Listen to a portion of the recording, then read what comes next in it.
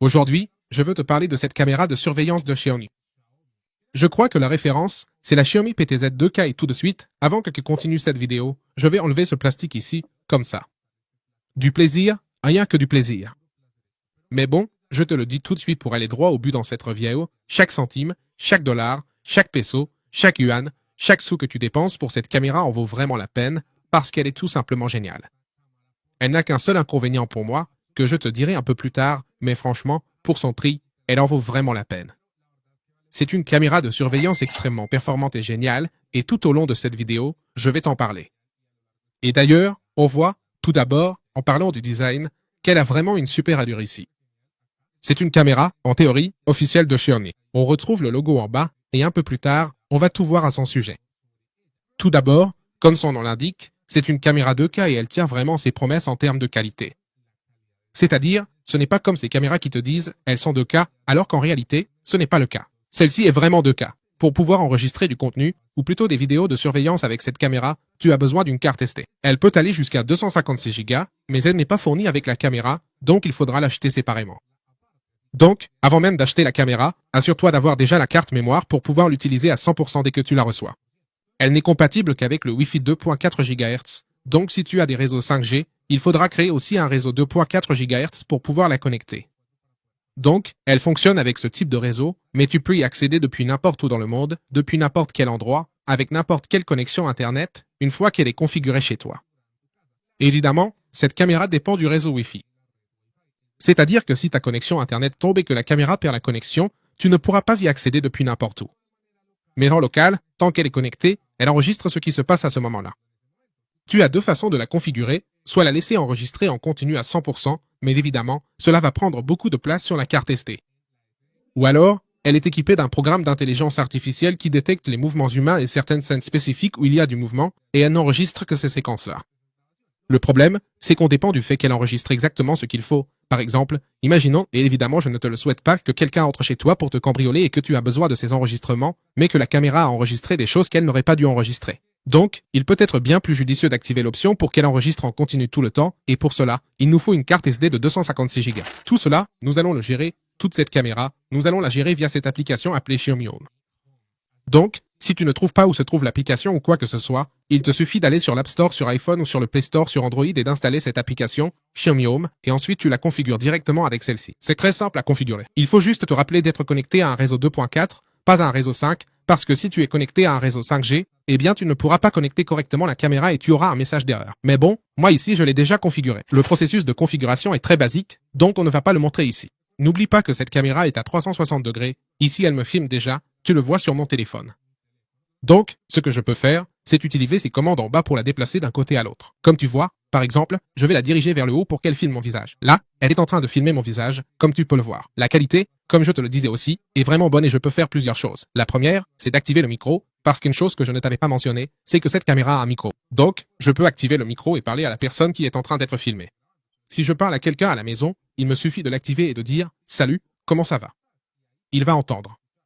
Mais vous n'allez pas l'entendre car il y aurait de l'interférence vu que j'enregistre cette vidéo.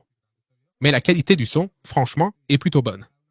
Mais ici, je dois tout de suite te dire le gros bémol et le grand inconvénient, c'est que le problème de cette caméra, ce sont les micros. C'est-à-dire, les haut-parleurs sont plutôt bons. Quand je parle à quelqu'un en haut-parleur, ici avec le micro, c'est super. En gros, il va bien m'entendre, il suffit que je m'approche, que je lui parle, et il va m'entendre parfaitement. La seule chose négative, ce sont les micros qu'elle a. C'est-à-dire, pour écouter ce qui se passe sur place, on ne peut pas dire que c'est la meilleure, car elle n'a pas un micro très performant, ou du moins, c'est ce que j'ai constaté. Donc, si ta priorité c'est de pouvoir entendre clairement ce qui se dit à l'endroit où tu installes cette caméra, ce ne sera pas la meilleure option. Dans ce cas-là, tu peux en utiliser une autre. Mais si ton intention, c'est simplement de pouvoir voir et parler à la personne, et que, bon, cette personne te comprenne, alors ça va. Attention, je ne veux pas dire que, disons, c'est la pire qualité. Si la personne avec qui tu parles à travers la caméra s'approche suffisamment, c'est-à-dire qu'elle se rapproche à ce niveau-là, comme ça, salut, salut, salut, salut, elle va t'entendre super bien. Mais, évidemment, cette caméra est justement conçue pour être placée dans les coins, sur le mur, là, parce qu'elle est livrée avec ceci ici, et ce sont des accessoires pour que tu puisses simplement la fixer au plafond de ta maison ou de ton bureau, où tu veux. Et de cette façon, elle reste assez éloignée et on ne la remarque pas trop, elle ressemble vraiment à une caméra de sécurité. Tu n'as qu'à installer ça et ensuite tu mets directement ta caméra dessus, et c'est tout. Maintenant, depuis la même application, nous pouvons prendre des photos. Donc, par exemple, là je vais me prendre en photo, Il suffit d'appuyer une fois et cette photo, comme tu peux le voir ici, est enregistrée sur mon appareil, c'est-à-dire sur mon iPhone ou sur ton téléphone. Et si je veux enregistrer une vidéo, je peux aussi le faire. Comme tu peux le voir, il y a ici un bouton d'enregistrement et là, je suis en train de me filmer. Et cet enregistrement reste sur mon téléphone. C'est-à-dire qu'un avantage que je trouve à la fois fou et génial, c'est qu'au moment où tu enregistres, tu n'as pas besoin d'aller à la caméra, d'enlever la carte mémoire, puis de la transférer sur un ordinateur ou un autre appareil, mais directement, tu appuies ici pour enregistrer à l'instant que tu veux, sans prévenir personne.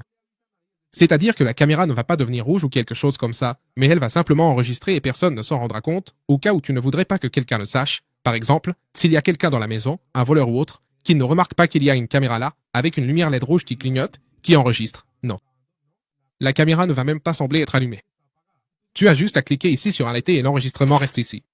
C'est l'enregistrement de ce que je viens de dire. Regarde, là on voit, littéralement, c'est super net. Maintenant, une autre option qu'on a ici, c'est l'option en haut de changer là, la qualité. Donc, je peux mettre la qualité en automatique, en 360 ou en 2K.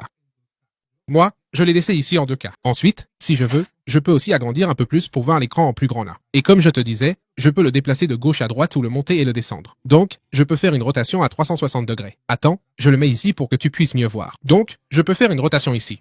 Désolé pour le désordre que vous allez voir ensuite. Donc ici, je peux le déplacer, déplacer, déplacer, déplacer, déplacer, déplacer, déplacer et là on voit tout, on voit les écrans, on voit tout ce que j'ai et voilà, ça s'arrête ici. Maintenant, je peux revenir vers moi. Ce n'est pas un 360 complet, car, d'ailleurs, si tu fais attention, en arrivant à un certain point, je dois revenir ici pour me voir directement. C'est-à-dire, ce n'est pas une rotation de 360 degrés. Maintenant, en plus de ça, je peux aller en haut à droite, là où il y a ces trois petits points, et là je peux tout configurer. Donc, la configuration de la caméra, et si tu veux que la lumière soit activée ou non, si tu ne veux pas qu'elle avertisse, tu peux aussi faire pivoter la caméra avec des gestes. Dans ce cas, moi, je préfère le faire à 100% depuis l'application. Eh bien, il y a plus de détails que tu peux configurer, comme activer le mode sommeil ici aussi. Paramètres d'image, paramètres de vision nocturne, qui d'ailleurs inclut la possibilité de voir la nuit. Donc, il active ce filtre typique où tout apparaît en gris et le contraste est augmenté. Cela sert surtout pour le mode nuit. Tu peux le laisser activer en permanence, ou simplement le désactiver, ou le mettre en mode automatique. Ça fonctionne vraiment bien. Franchement, comme je te le dis, pour le prix, je trouve qu'en comparaison avec d'autres caméras, c'est génial et très correct. Ici, je vais l'activer, je vais le laisser activer et je vais revenir par ici, et là, il s'est déjà activé. Voilà, c'est fait. C'est bon, j'y suis. Donc, voilà à quoi ça ressemble. Tu peux le laisser activer à 100% tout le temps pour que ce soit visible, au cas où l'endroit où tu te trouves soit très peu éclairé. Mais sinon, honnêtement, je recommande d'aller dans Réglages puis dans Caméra et de laisser ça activer automatiquement parce que le filtre qu'ils ont pour détecter s'il y a peu ou beaucoup de lumière est vraiment efficace.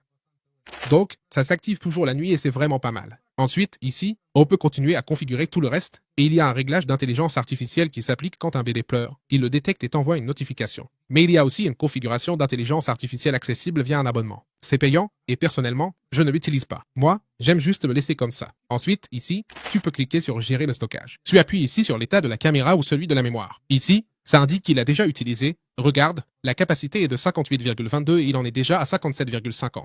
Pour récupérer les enregistrements, il faut retirer et extraire la carte mémoire. Et il t'indique le mode d'enregistrement. Je l'ai réglé grâce à l'algorithme d'intelligence artificielle, il détecte les événements et les enregistre. Mais, tu peux choisir qu'il enregistre tout le temps avec cette dernière option. Dans mon cas, je préfère la laisser sur celle-ci. Aussi, si tu as un serveur NAS, tu peux le faire. Tu peux le configurer là pour ne pas avoir de problème de stockage et pouvoir enregistrer en continu sans souci. Mais tu peux aussi faire ce que je t'ai dit tout à l'heure, c'est-à-dire payer un abonnement mensuel pour sauvegarder ça dans le cloud. Donc, voilà, c'est comme ça que s'appelle l'option Xiaomi Home Secure. Alors, tu appuies dessus et ici ça charge tout simplement. Ici, il me propose de payer mensuellement et là, il t'explique précisément ce que tu peux faire. Ici, tu as l'abonnement basique et là, l'abonnement plus, et tu peux cliquer sur Comparer les forfaits. Donc, voilà ce que chaque option te permet de faire. Ça te permet de sauvegarder tout ce que tu enregistres sur ton appareil, et après, ça dépend de toi si tu veux le faire ou pas. Moi, franchement, je préfère le sauvegarder localement, comme c'est le cas en ce moment. Et pour finir, j'aimerais te dire quelque chose de vraiment intéressant, c'est que tu peux partager cet appareil. Donc, avec ton compte, il te suffit d'enregistrer la caméra qui va apparaître ici, tu cliques sur Ouvrir, puis tu cliques à nouveau sur les trois points et tu sélectionnes Partager l'appareil.